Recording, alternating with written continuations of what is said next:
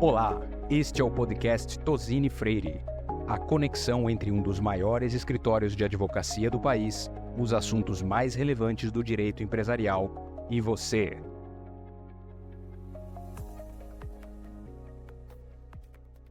Olá, sejam muito bem-vindos e bem-vindas a mais um podcast de Tozini Freire. Eu sou Marcos Fonseca, sócio da área de mercado de capitais, inovação financeira e fundos de investimento aqui do escritório. A gente vai falar um pouquinho hoje sobre os FDICs, que são os fundos de investimentos em direitos creditórios, que tem sido uma opção cada vez mais interessante para investidores que buscam diversificar carteiras e buscam retornos cada vez maiores ali no mercado de capitais. Hoje eu estou aqui na companhia do Felipe Paiva, que é o nosso advogado sênior da área de mercado de capitais, com foco muito grande de atuação em securitização e fundos de investimentos, e o Júlio Ribeiro, que também é coordenador da área de comercial e MIDO da Cura Capital, com experiência grande em FDICs, né, Júlio? Tem uma carreira grande como economistas e passando pela diversas formas pela... Exato, Marcos. Bom dia, Felipe, tudo bem? Bom. Tenho aí uns 13 anos de experiência no mercado de capitais, já tive dentro de agente autônomo de investimento, com fundos líquidos, ou até mesmo no mercado ao vivo, representando pessoas físicas e jurídicas. Dentro da área de DTVM, eu já tive custódia, administração de fundos, controladoria. Me juntei à Cura para que, num trabalho de gestão, a gente possa fazer, na verdade, as atividades rodarem dentro do administrador de forma mais harmônica. Acho que, devido ao meu background, facilitou muito como middle, no olhar do middle, entrar dentro da administração de fundos e dividir um cadastro de um cliente, né, as expectativas versus o compliance, como estruturar, na verdade, uma operação, uma precificação, ou até as expectativas que a gente tem sobre como o fundo vai performar junto a uma área de controladoria, uma área de custódia. Então, um pouco dessas diferentes cadeiras que eu sentei dentro da administração do fundo, que a gente tem espelhado dentro da gestão para se antecipar, olhar para a economia e buscar a alocação de caixa e fazer com que isso tudo tramite dentro dessas diferentes áreas, foi um diferencial para que eu pudesse chegar na Cura Capital, que é uma empresa que vem se desenvolvendo de uma maneira muito forte, né? Hoje a Cura Capital tem um AUM de 12 bi, 90% disso é FDIC e, bom, FDIC tem um lado super especial quando a gente fala de crédito. Então é um prazer estar aqui com vocês para a gente falar um pouco desse tipo de fundo e as diferentes operações que a gente tem com eles. Legal. Bacana, vai ser um papo super legal. Vamos falar então um pouquinho, Júlio, de como que você está vendo o mercado atual de FDICs dentro da Cura. A gente sabe que o mercado está super aquecido, a gente tem visto várias operações novas em relação aos FDICs, mas conta um pouquinho de como que vocês estão vendo e trabalhando isso lá dentro. Bom, Tá ocupado? sendo bem sincero, eu acho que é um momento muito intenso. Os FDICs, naturalmente, eles são uma opção de crédito, eu acho que muito, muito melhor e mais moderna para o que era o Brasil de alguns anos atrás. Ali no início do governo Bolsonaro, a gente tinha um país de 5 bancos. Eles que fomentavam crédito no país, basicamente, e os FDICs eles conseguem ter um olhar muito peculiar para cada tipo de entidade ou cada tipo de empresa, né? Eu costumo falar que eu trabalhei num fundo em que a gente adiantava direito de imagem de um clube de futebol que ia jogar um campeonato no interior do Ceará, e a gente fez isso no início da pandemia. Então, isso é um pouco para mexer com a cabeça de quem está escutando a gente sobre como a gente consegue ter um olhar bem específico para o crédito e como, de fato, nessa época foi um case de sucesso, né? Indo mais a fundo, no início da pandemia, a gente não tinha eventos esportivos, então os clubes não estavam fazendo receita e a gente conseguiu dar vazão ao fluxo de caixa dessas entidades. Os jogadores conseguiram ter ali, junto às suas famílias, suas necessidades supridas, e a expectativa de que tudo pudesse voltar e esse direito de imagem pudesse fazer se valer com novos eventos foi atendida, inclusive dando retorno ao investidor, então foi um case de sucesso, e são isso que os FDICs eventualmente fazem com diversas partes. Isso é legal, Júlio, porque eu acho que é um pouco o que você falou, né? O FDIC, ele permite você ter várias estruturas para tipo de financiamento que a gente acaba não vendo no dia a dia, né? E acho que a criatividade aqui é grande, sem permite, limite, né? sem limite, pode fazer com que ache qualquer forma de investimento para setores que comumente não tem, né? Um crédito, um acesso a crédito. Mas você falou um pouquinho também das inovações que vieram, né? De alguns anos para trás, de alguns anos para cá. O setor vem crescendo muito como um todo por conta de você ter profissionais especializados, né, economistas como um todo, dentro da estrutura de gestão, olhando para empresas de middle market, ou até de pequeno porte, e dando a eles um lugar no crédito que, junto aos grandes bancos, não existiam, né? Acho que esse gap que está sendo preenchido por gestores de FDIC ou pelo setor vem fazendo com que esse fundo, que desde 2001 foi implementado, hoje ocupe, a números de maio, 6% da indústria como um todo, chegando a 530 bi sob PLs administrados. Então, são muitos ativos de crédito, muitos investimentos. Eu acho que é um gap que, de fato, os FDICs vêm cumprindo e acho que popularizando ali, de alguma maneira, o crédito, levando aonde ele não chegava. Acho que essa é uma beleza do FDIC, né? Ele é agnóstico em relação a onde ele pode chegar e ele consegue ter uma capilaridade, às vezes, maior de onde os tradicionais bancos não conseguem chegar, né? Então, serve como uma ferramenta até mesmo para democratizar o crédito para vários segmentos econômicos ali que são carentes, né? Sabe que o Brasil, ele demanda mais crédito do que realmente há uma oferta, principalmente para os tradicionais bancos, né? E aí, eu acho que até pegando um gancho assim do ponto de vista regulatório, parece que tudo confluiu, né? Lógico que o FDIC teve várias dores ao longo do caminho, são quase mais de 2 décadas, né, de utilização de FDICs no mercado como um todo, mas você teve algumas marcas importantes regulatórias ao longo do caminho que levaram a gente a ter essa ferramenta hoje como uma super ferramenta, né?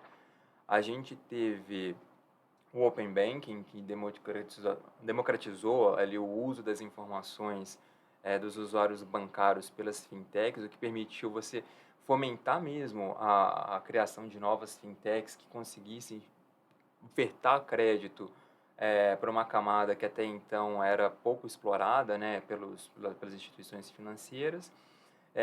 A gente teve ali a Lei da Liberdade Econômica, que trouxe um novo regulamento jurídico, né, de fato, para os fundos de investimento, trazendo maior segurança para os investidores. E aí a CVM trouxe a regulamentação da Lei da Liberdade Econômica em relação aos fundos de investimento, mais uma modernização também para a indústria de fundos como um todo, e trouxe pontos importantes ali na regulação em relação aos fundos de investimento, que basicamente eu acho que o ponto que mais chama atenção é trazer o gestor do fundo na cadeira da frente do veículo, né? Antes ele já tinha essa figura super importante de estruturação, de acompanhamento do dia a dia do fundo, mas ele não tinha uma importância regulatória que até então não existia, né? Ele assumia de fato as posições, mas do ponto de vista regulatório ele não tinha essa importância. E aí a CVM coloca ele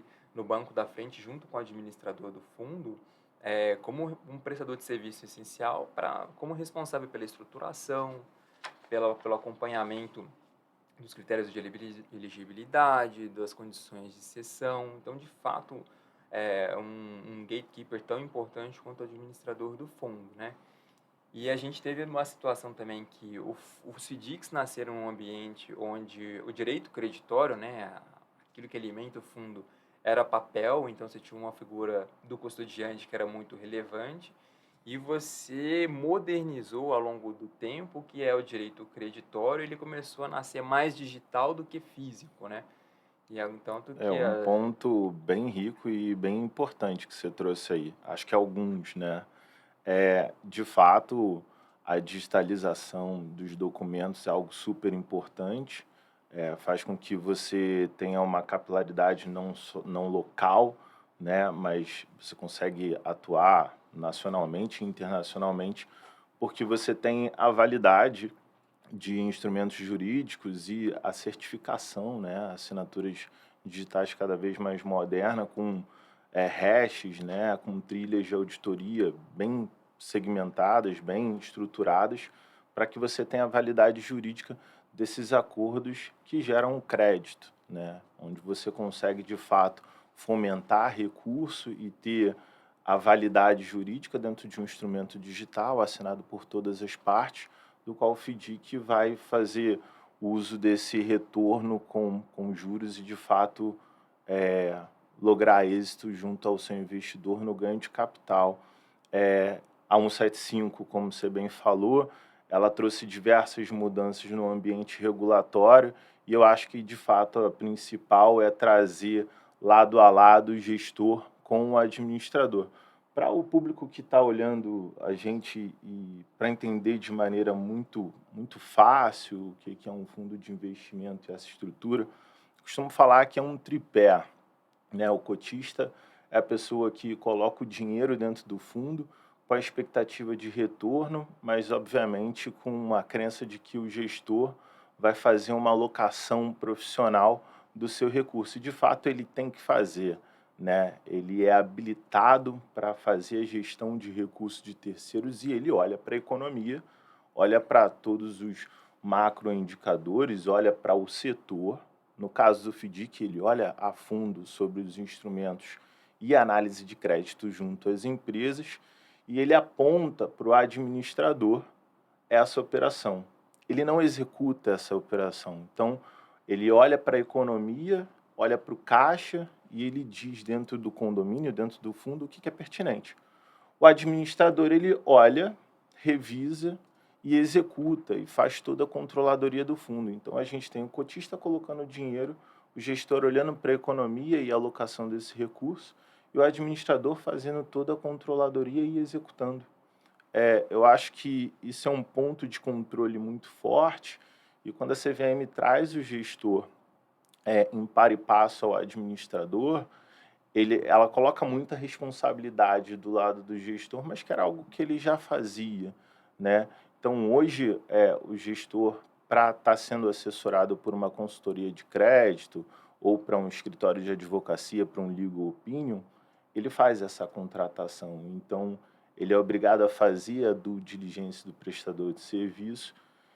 Isso são mais responsabilidades, mas eu acho que é adequada ao cenário, que é ele olhando para o caixa e como, de fato, ele vai estruturar esse caixa se transformar em um direito creditório e vice-versa, e como ele precisa de pessoas ao lado dele. Então, ele passa a contratar e ele passa a verificar o lastro, como você mesmo disse, e tudo isso está muito no cerne da gestão, né?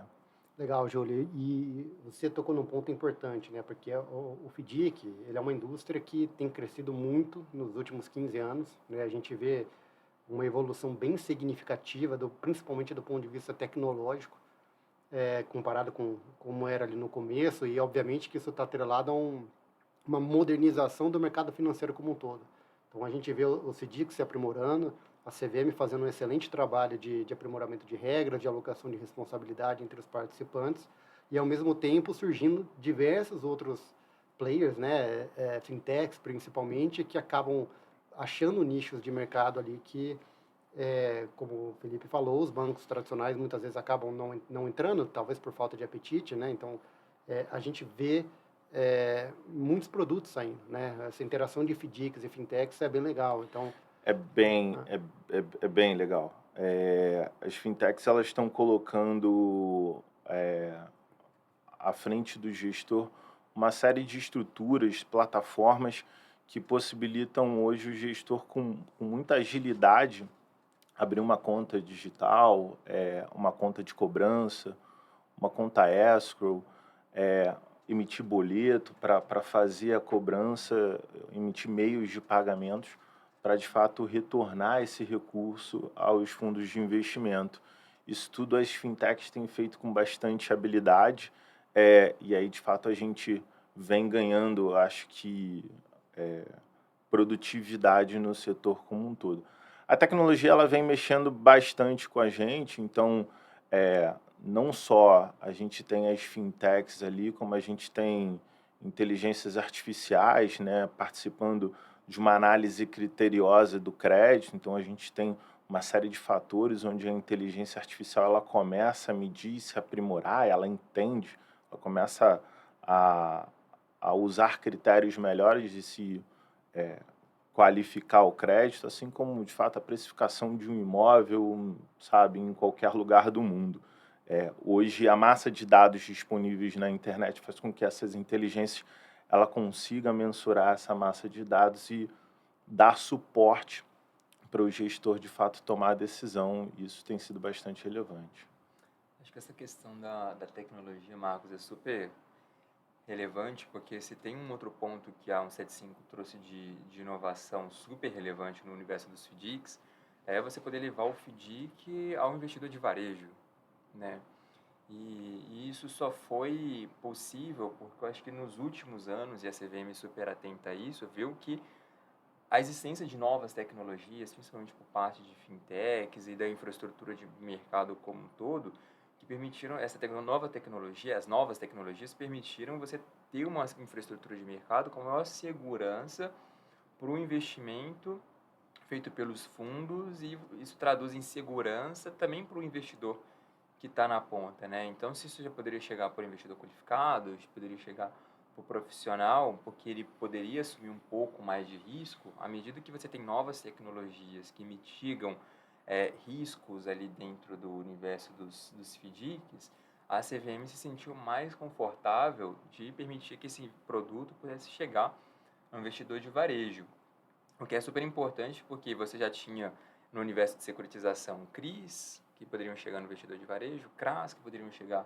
no investidor de varejo, eventualmente até fundos imobiliários que investissem em papéis securitizados, fiagros que investem em papéis securitizados. Então, e você tinha uma dissimetria ali, né? De certa forma, os fiagros, os FDICs ficaram um pouco longe dos outros pares de securitização, mas teve um catch-up agora por parte da 175. Você acha que, até fazer uma pergunta difícil, Júlio, você acha que a gente está caminhando para os FDICs de varejo? A gente já viu algumas colocações, lógico que do ponto de vista de alocação tem alguns desafios, mas você acha que é um caminho que vai ser trilhado ali, possivelmente? Eu tenho certeza. Na verdade, a gente tem uma estrutura distinta do FDIC, bem peculiar, mas bem interessante, né? A gente tem basicamente 3 classes distintas: a classe sênior, a classe mezanino e a classe sub. E como é que elas funcionam?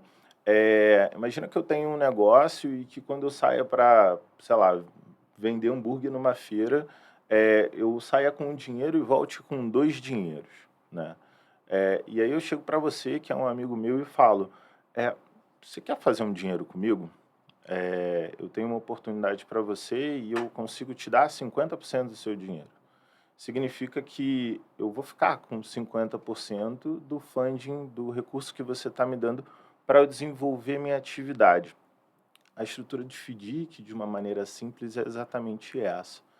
Você tem uma cota sub que ela vai a um evento, ela corre um risco, né, em termos de empreendimento, né, ela vai financiar uma série de atividades, ela vai correr risco sobre os diferentes tipos de crédito, e você tem a classe sênior e a classe mezanino, que são financiadoras dessa atividade. Então, você tem uma remuneração-alvo que o fundo, né, através da sua cota subordinada, ele oferece para essas classes sêniores e mezanino, e com esse recurso que ele capta, ele corre risco junto a essa carteira de crédito, paga os prestadores de serviços essenciais, auditorias e etc. E aí, na verdade, o FDIC ele acaba funcionando como uma grande empresa que capta, fornece atividade de crédito e devolve esse recurso. E tem funcionado super bem, porque, na verdade, a subordinação vem de que, de fato, o risco que eu estou correndo naquele evento de vender hambúrguer, e etc., e pedir o seu dinheiro, é que se alguma coisa der errada nesse evento, esse risco é meu. Eu só disse para você que eu te daria um retorno ali de 50% e eu me comprometo com isso e com o meu patrimônio. Essa segurança que o FDIC traz adicional é super interessante. Eu acho que é muito pertinente o que a CVM fez em trazer mais investidores para isso, porque é uma renda fixa bem estruturada, né? Legal. E, Júlio, olhando para o futuro, o que você vê para a indústria de FDICs, assim, de oportunidades? Felipe também, se puder comentar um pouquinho da regulamentação, o que se espera. A gente sabe que em breve vai sair a nova regulamentação do FIAGRO, que é uma forma de fundo também, então acho que tem bastante novidade saindo aí em termos de regulamentação da CVM. Então, se puder falar um pouquinho para a gente também do ponto de vista comercial, assim, o que você enxerga? Eu acho que os FDICs, eles têm tido muito espaço no mercado. Eu acho que um ponto que a gente não tocou em termos de tecnologia, mas que ajuda muito, é que ele vem ganhando habilidade em termos de API para tramitar entre os custodiantes e entre as financeiras a passagem dessa carteira de um lado para o outro. Então, hoje o FDIC ele vem fomentando outras instituições, né, geradoras de crédito, que fomentam outros setores. Isso não vai parar por aqui. E a gente tem um olhar também socioambiental, uma tag que você pode trazer ao FDIC, muito relacionado aos green bonds e aos social bonds, tá? Essa tag, para ela cair dentro de um FDIC, ela precisa ter uma certificadora, uma empresa que consiga emitir um relatório de igual pertinência junto ao padrão internacional. E isso vem de muito valor. Acho que o mundo ele vem olhando para a necessidade ambiental, para a necessidade social, para a governança, o ESG. E a CVM trouxe isso de uma forma muito sábia, que é colocar um ente externo para averiguar o ganho social que o FDIC eventualmente possa estar fomentando, também apartando disso do gestor, apartando de qualquer um que tenha interesse no desenvolvimento do FDIC como um todo, tá? E uma vez que você consegue não só ter um ganho social, um ganho verde de maneira sólida, você aparta o que a gente chama de greenwash, né? Que é um banho verde, né? Um banho de loja, só que verde, né? Você tem uma empresa isolada, especializada, olhando para o ganho social, o ganho ambiental e certificando. Então, o comprometimento se torna maior, aquilo de fato precisa atender padrões internacionais, e eu acho que existe um capital aí de pessoas, de investidores que prezam por essa natureza de investimento. Acho que um retorno da sociedade, um olhar mais profundo para o que a economia está tratando com a sociedade, e esse capital, quando você tem toda essa trilha de auditoria e essas entidades verificando esse ganho social, é bom para o investidor, é uma segurança a mais, aí é um olhar para o futuro também.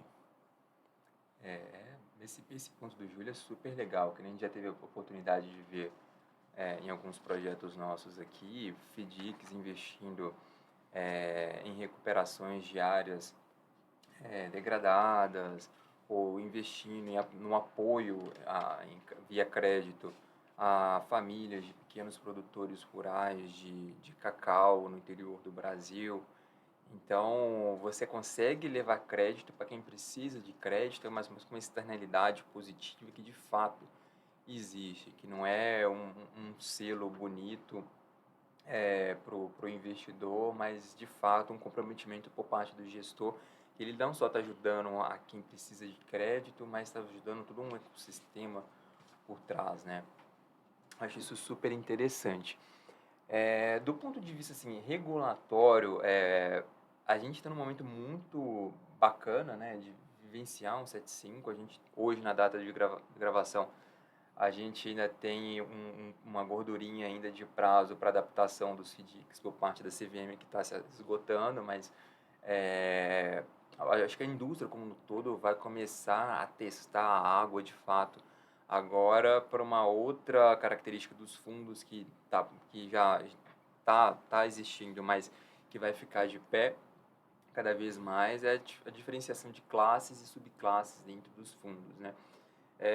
Eu acho que tem uma movimentação por parte do mercado para fazer com que isso fique de fato de pé à medida de que a própria CVM, Ambima consiga reformular as suas próprias custas em relação à taxa de fiscalização, taxa de supervisão desses veículos, para poder fazer com que os custos de observação e de estruturação por parte do ponto de vista regulatório, autorregulatório, seja mais em conta e de forma que o administrador e gestor comece a utilizar o fundo como um grande veículo com portfólios segregados entre classes. Eu acho que isso vai ser muito bacana, porque vai ajudar a reduzir custos, e reduzir custos é fazer com que mais investidores tenham apetite e interesse em olhar para aquela classe de ativos, né? E eu acho que no micro ali dos FDICs, acho que com o tempo a interoperabilidade, né, entre as registradoras dos direitos creditórios é algo que a gente vai alcançar num médio ou longo prazo e que vai ser crucial ali pro dia a dia dos FDICs, principalmente com as gestoras, porque você vai ter uma transparência ainda maior daquilo que está entrando para dentro do fundo, você conseguir reduzir, né? Você falou de um futuro aí transação. muito positivo quando a gente fala de crédito e transparência, que é o registro dos direitos creditórios, né? Essa Câmara de Registro, ela nada mais é que um lugar onde CCBs, notas comerciais, né, são títulos, emissões de dívida para pequena e média empresa, elas precisam passar ali para garantir a unicidade. Então, os bancos entre si, eles já tinham, através do Bacen, uma maneira de entender como de fato você estava se alavancando em crédito por produtos bancários, né? Hoje o FDIC ele entra para fomentar crédito e você acaba precisando de algum lugar onde você passe esses créditos e você garanta que quem de fato originou esse título de dívida e com quem está.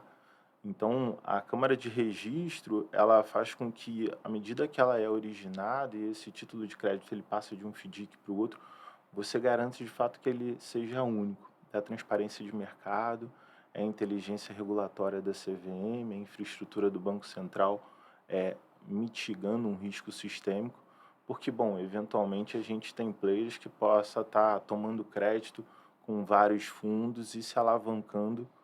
Com uma câmara assim, você consegue mitigar, assim como os bancos também conseguiam mitigar. Então, assim, a evolução do setor como um todo, em vários fatores, é muito positiva. Esse é um deles. Acho que a gente também tem um outro ponto que você conseguir compensar dentro de um administrador e um mesmo distribuidor algumas perdas de uma cota com outra cota, né, com uma outra subclasse.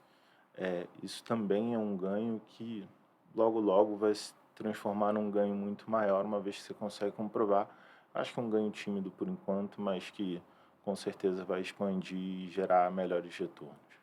Não, legal, Júlio, isso que você falou é muito interessante, né? Porque na linha do que a gente fala do FDIC se desenvolvendo cada vez mais, o próprio mercado como um todo está se desenvolvendo e essa figura da registradora do CCBíveis é essencial. A gente já teve para os cartões, né? Recebível de cartão. A gente sabe também que está tendo um movimento bem grande para registro de duplicata escritural, né? Escrituração de duplicata. Então a gente vai ver cada vez mais a escrituração desses títulos, muitas vezes bastante informais, né? Duplicata é um exemplo claro de título de crédito bastante informal, que causa bastante problema de fraude, de cobrança.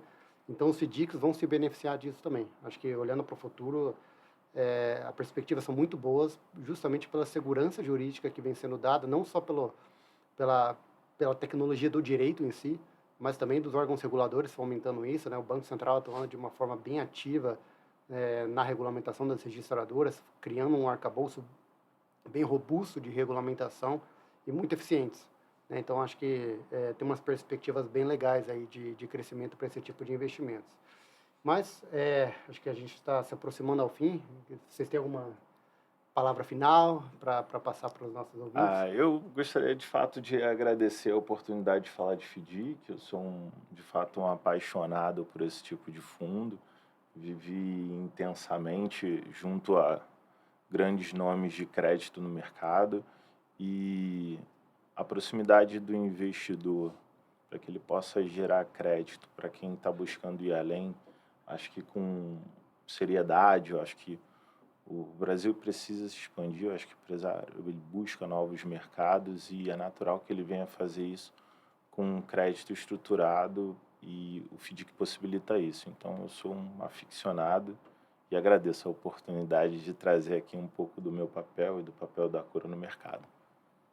Legal. Acho que de última mensagem, Marcos, que nem eu comentei, a gente teve uma reforma tributária que, desde que ter preenchido determinados requisitos, o FDIC é um produto muito interessante. A gente está vivendo um momento econômico também onde instrumentos para crédito, veículos para crédito se tornam cada vez mais relevantes. É um momento super maduro do ponto de vista regulatório e autorregulatório para o veículo FDIC, então a gente tem perspectivas super positivas em relação a isso. Agradecer o Júlio mais uma vez pela presença. Obrigado. Agradecer também quem nos ouviu e até a próxima, né?